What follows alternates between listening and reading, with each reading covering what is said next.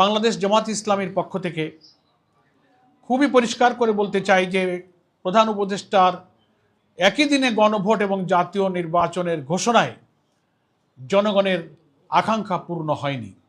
জনগণের যে অভিপ্রায় ছিল যে জুলাই সনদের আইনি ভিত্তি এবং জাতীয় নির্বাচনের আগে কি কি বিষয়ে সংস্কার হলো, নতুন প্রস্তাবিত জুলাই চার্টারের ভিত্তিতে সংবিধানের কি কি সংশোধনী প্রস্তাব যাচ্ছে, যে 48টি প্রস্তাবে আমরা সর্বসম্মত হয়েছি সাংবিধানিক সংস্কার সহ অন্যান্য সংস্কার, এগুলো জাতীয় নির্বাচনের পূর্বে জাতিকে জানাতে হবে, ভোটাররা জানবেন, তার উপরে মাইন্ডসেট হবে, তারপরে তার উপরে হা না মতামত দেবেন।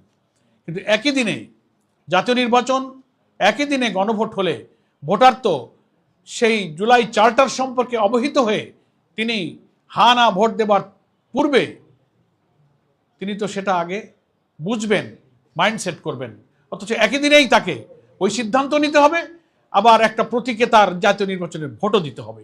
এটা একটা সংকট তৈরি করবে।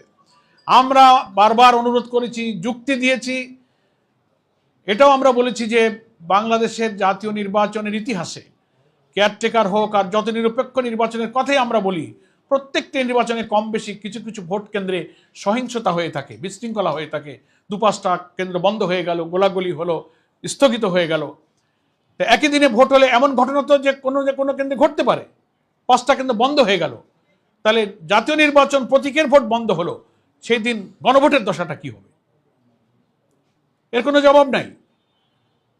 জুলাই সনদে এই যে 12.5 কোটি প্রায় ভোটার কি কি বিষয় হা বলবে না বলবে, বিফোর ন্যাশনাল ইলেকশন জাতিকে সেটা জানতে হবে, স্টাডি করতে হবে। ইলেকশন কমিশন সেটা পাবলিক করবেন, ওয়েবসাইটে দেবেন, তারপর না এত ক্রিটিক্যাল বিষয়ে তিনি সিদ্ধান্ত নেবেন। অথচ সেই সুযোগ না দিয়ে 2টা ভোট একজন ভোটারকে একই দিনে দিতে গিয়ে একটা সংকটে ফেলে দেওয়া হলো।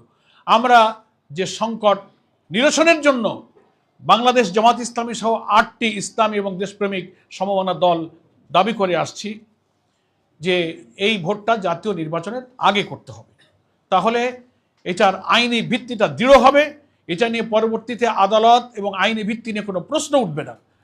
সেই সংকট কিন্তু রয়েই গেল, এই সংকটটা নিরসন হলো না। এটা হচ্ছে আমাদের জামাত ইসলামীর আপাতত প্রতিক্রিয়া। আমাদের একই আন্দোলনের সাথী সহযোদ্ধা আরও 8টি রাজনৈতিক দল ইতিমধ্যেই প্রত্যেক দল তার নিজ নিজ দলীয় ফোরামে তাদের এই ভাষণের উপরে প্রতিক্রিয়া পর্যালোচনা নিজেরা করছেন, এবং পরে আমরা 8 দল সম্মিলিতভাবে আমাদের করণীয় ইনশাল্লাহ স্থির করব। আমাদের শীর্ষ নেতৃবৃন্দ বিস্তারিত পর্যালোচনার পর সে ব্যাপারে আমাদের আরও প্রতিক্রিয়া ব্যক্ত করবেন, এই কারণে যে এই ভাষণের মধ্যে যেমন জুলাই জাতীয় সনদ বাস্তবায়নের আদেশ জারি হলো, গেজেট হলো, তেমনি গণভোট আর জাতীয় নির্বাচন একদিনে হলো, আবার গণভোটে যে ব্যালটে কি কি যাবে সেই বিষয়গুলো যাওয়ার কিছু বিষয় আজকে ভাষণে প্রধান উপদেষ্টা উল্লেখ করেছেন, সেটারও বিশ্লেষণ প্রয়োজন।